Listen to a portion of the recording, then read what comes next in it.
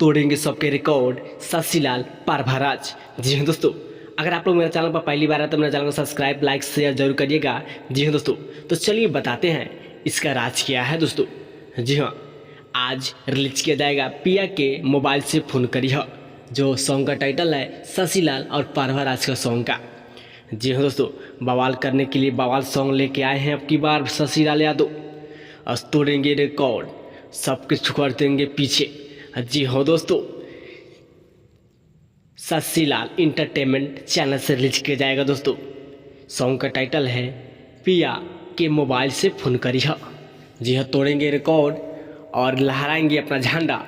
जी हाँ दोस्तों, अपना जलवा दिखाएंगे इस सॉन्ग में। शशिलाल यादव हिट पर हिट गाने दिए, कसे कबूतर कसे कांवर, बहुत ही सारा इनका गाना था जो मार्केट में फिलहाल रहती खानी, बहुत ही अच्छा रिस्पॉन्स मिला। उसी तरह शशिलाल यादव को इस गाने के लिए बहुत ही मेहनत किए हैं। जिस तरह पहले प्यार दुलार दिए शशिलाल यादव को, इसी तरह इस भी गाना का प्यार आशीर्वाद जरूर दे दिएगा।